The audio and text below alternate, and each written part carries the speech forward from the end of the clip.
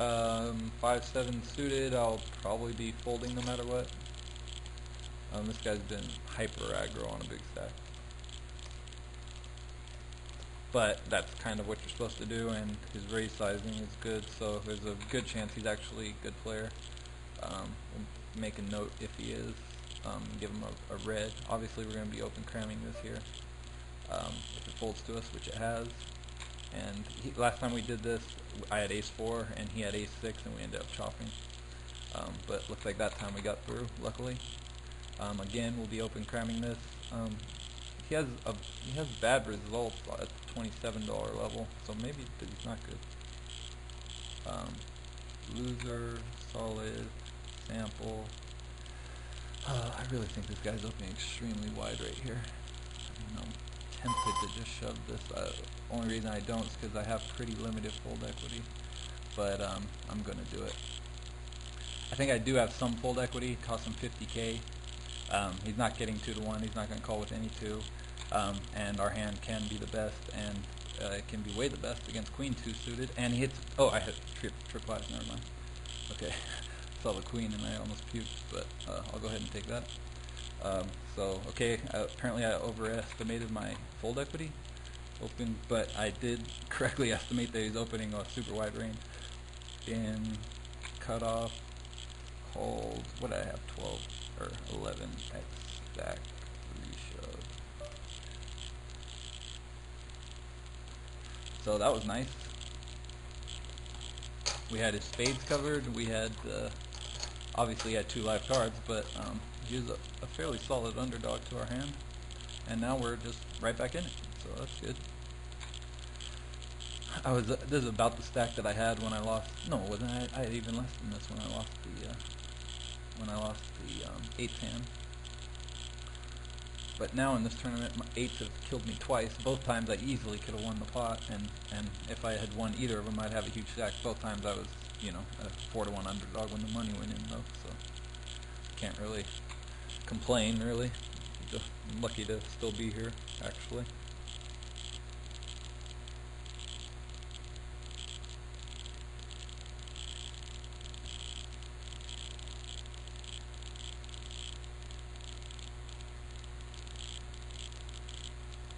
Okay. I'll probably fold that. Yeah, go ahead and fold that. So we've been at 25 people left for a while. We don't get a pay increase till 18th, but then at that point, the pays start jumping every like 3 spots, which is nice. The payouts, I should say. Okay, this will certainly be opening. This guy's been opening hyper aggro. We've got about 20 big blinds. I feel very compelled to shove here, and I'm going to. I just don't think people behind me can call that light. They'll fold some better hands even, possibly. And he's just opening so loose from every position. I think that's the correct play. Yeah, he's just opening super wide from every position.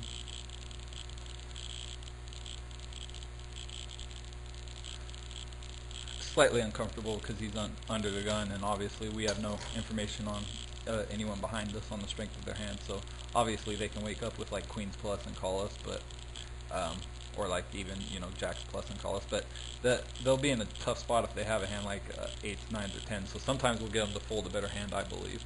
And when we don't, we're still wow, crazy spot. Pretty sick that this guy is actually flipping, or pretty lucky for this guy that he is flipping.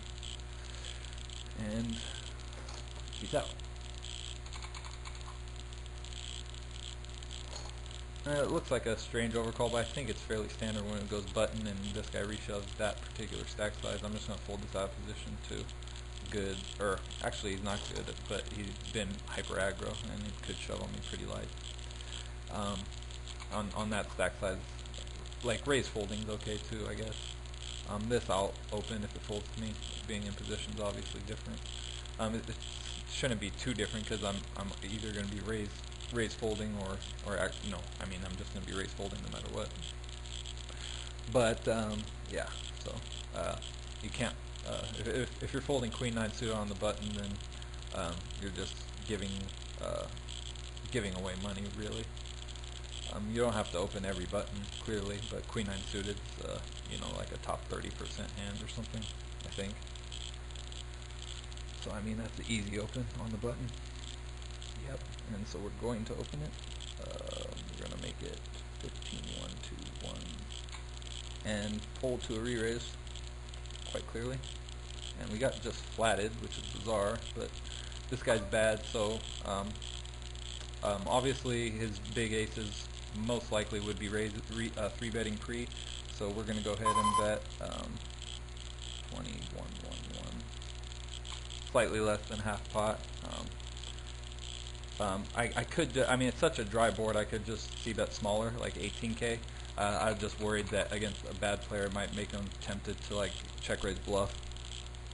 But against a good player, I would do it a lot smaller, because a good player knows that on a board like that, no matter what the strength of my hand, whether it's weak or strong, I'll probably c-bet it smaller than normal. So yeah, actually, I was kind of curious to see where queen nine suited was. What point does it get hit? Yeah, it's actually a top 17% hand according to Poker Stove. So yeah, you can't be folding the top 17% of hands on the button. That's for dang sure. That would be a mistake. I wouldn't be surprised if you get called, like, buddy. This guy called my approximately. You have slightly more than I had, but he called me with queen deuce suited, and he's opening hyper aggro. Hyper aggro opener late large blinds.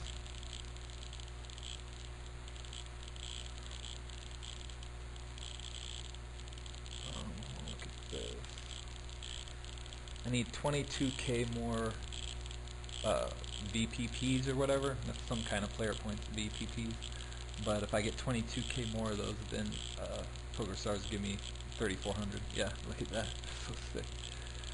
Oh my, and he hit the 9. So brutal. This guy's just like not raise folding. Raise called 13x reshove with 9/8 suited, or you know, like a third his stack. Wow, I mean, it's brutal for that ace-8, gets it in, and he doesn't have him just beat, he's got him crushed, dominated. That was a pretty good, I mean, it's not an easy reshove. I mean, considering how light this guy's opening and the hands he's calling reshoves with, it is a pretty easy reshove with ace-7 there. Yeah, this guy's oh no, I don't know about this guy. Other than the calling of the reshoves light, he might actually be a winning player who's just kind of spewing. The Wida is sitting out, which is strange. I'm just gonna fold. 21 players left. That's nice. Yeah, this guy's a large winning player over a large sample, so we'll make a note. Large winning player, large sample, and we'll give him a red. Yep.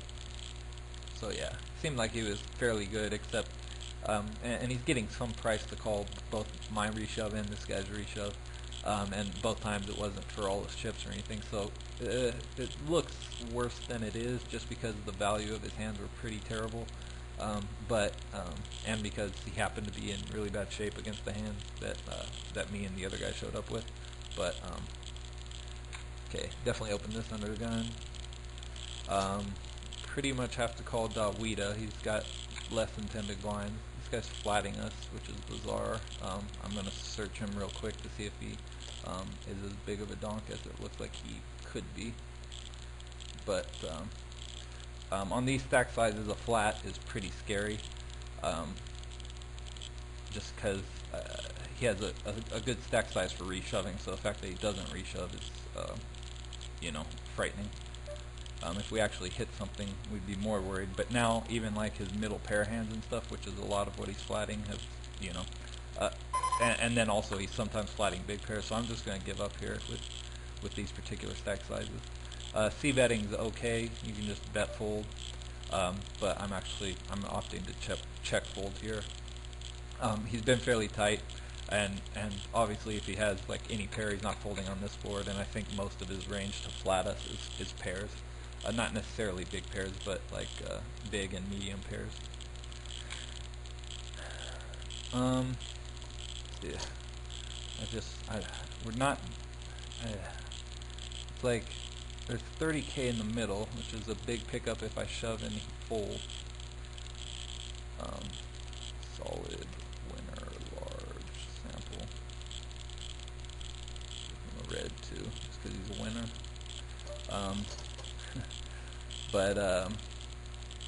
Yeah, I almost feel like just flatting here, which is what I'm going to do. And I'm probably just going to give up on this board. Felt like we had a little too much to reshove, but against a min raise and king queen, and him probably opening a fairly wide range in the cutoff, and he's c-betting really large, so I'm just